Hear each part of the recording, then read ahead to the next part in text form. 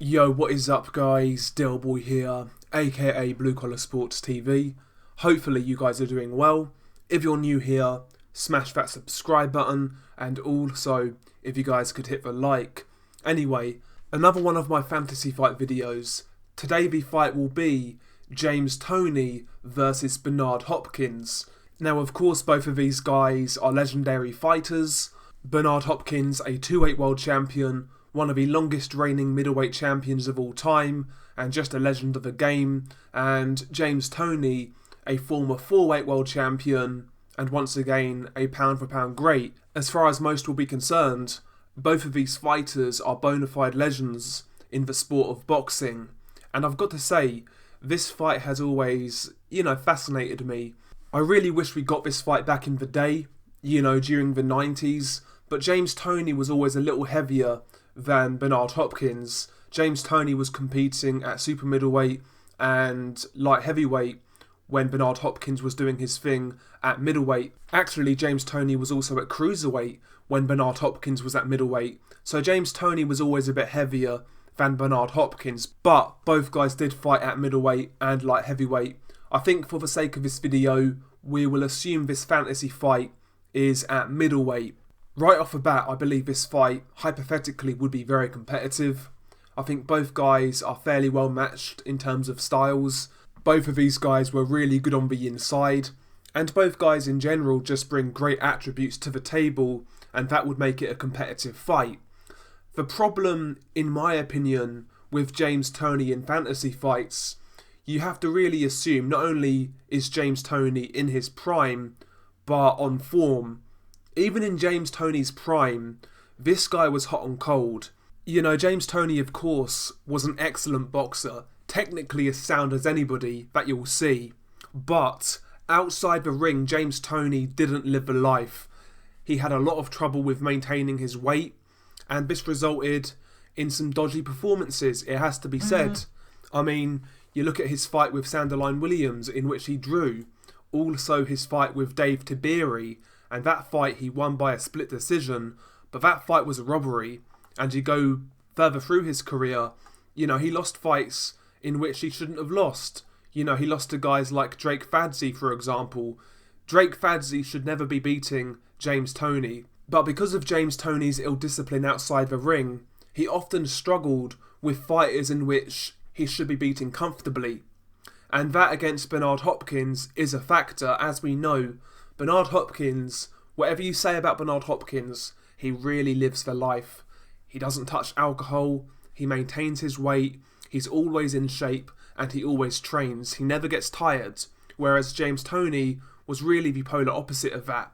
In terms of professionalism, Bernard Hopkins has James Toney beat. It's just that simple. But if James Toney is on form and truly at his best, I'm talking about like when he fought Iran Barkley, for example. If that's the version of James Toney we get against Bernard Hopkins, then he really does have a great chance. This would be, in my opinion, a battle of the inside, and it's basically down to who would implement their inside game upon the other. Now, both of these guys were great inside fighters, but both of these guys were different inside fighters. So, for example, Bernard Hopkins was an inside fighter in the sense where he was very good at working out the clinch and, fighting with a hand free, getting a bit rough on the inside. Whereas James Toney, in my opinion, was more crisp on the inside. He liked to create space and work some clean shots. He wasn't necessarily as dirty as Bernard Hopkins on the inside. What he would do, he would kind of play possum on the ropes, invite you in, slip, counter through the middle, create space for himself. He'd push you off with his forearm and he'd work. He'd step around you. James Toney was less inclined to foul on the inside, to create space or get an advantage. The only times he really did it is when he kind of pushes you off with his forearm or his shoulder. But apart from that, James Toney was a cleaner inside fighter and his work was a lot crisper. He was much better at throwing combinations on the inside in comparison to Bernard Hopkins. He would make you miss and then counter on the inside. Whereas Hopkins, he could do that. He could make you miss and counter. But primarily, he would stifle you, he would smother you and get his own work off. I do believe this fight would come down to a battle of the inside, but in terms of outboxing and being the outside fighter, I actually think Bernard Hopkins, particularly at middleweight, was a better outside boxer than James Toney. To me, James Toney was a lot more comfortable in the pocket and at mid-range as opposed to being on the outside. Of course, James Toney could box on the outside, he could do it very well, but I think back then, Bernard Hopkins from range was probably a better fighter than James Toney. Bernard Hopkins back then was also a more aggressive fighter on the outside. He just punched a lot harder. He almost had like a boxer puncher style back in the day at middleweight. So if this fight was on the outside and Bernard Hopkins kept it on the outside, I could actually see Bernard Hopkins, keeping James Toney at bay behind those long punches. Because also, Bernard Hopkins is a taller guy. He's 6'1", whereas James Toney is 5'10", I believe. So maybe if Bernard Hopkins could get this fight on the outside and spend a considerable amount of time on the outside, he could actually pick up rounds and maybe outpoint James Toney. James Toney boxing with Bernard Hopkins from range, I think James Toney comes off second best. And in that scenario, James Toney would then have to close the gap, get past Bernard Hopkins' jab and his long punches and then get on the inside. But to do that, you need quick feet. And James Toney was never really a guy with quick feet. He was kind of flat-footed, in fact.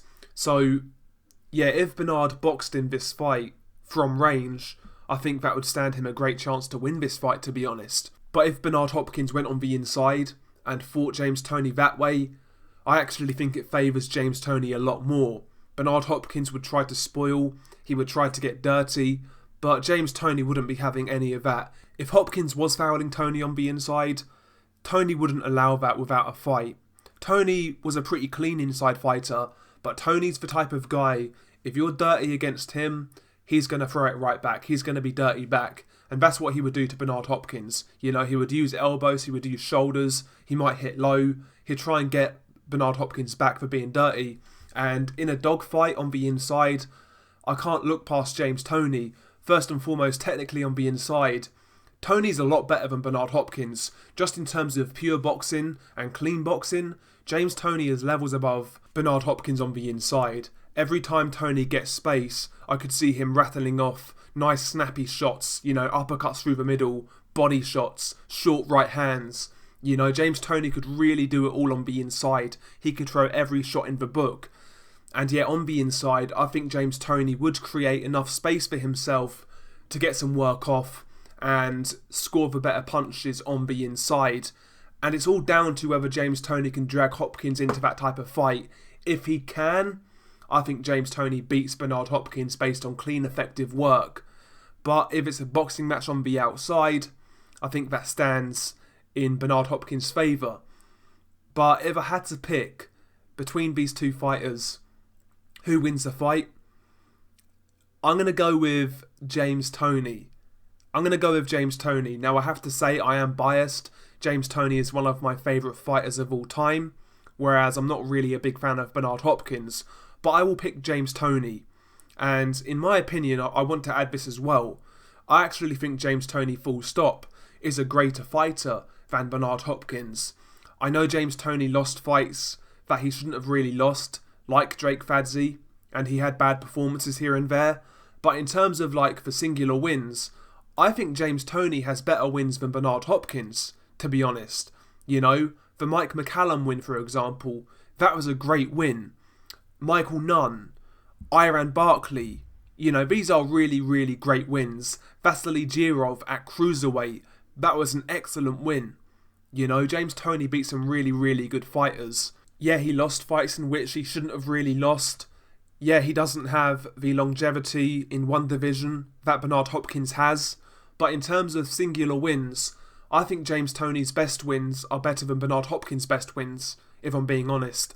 So, I think in a fantasy fight, James Toney just about wins, maybe a controversial points win. And in terms of who's the greater fighter, I'm probably in the minority, but I'm going to say James Toney. Anyway, share your thoughts below. What did you think of this fantasy fight video? Who would you have picked in this fight between James Toney and Bernard Hopkins? And if there's anything you want to see next, feel free to put it in the comments below. Anyway, hopefully you guys enjoyed this video. Peace.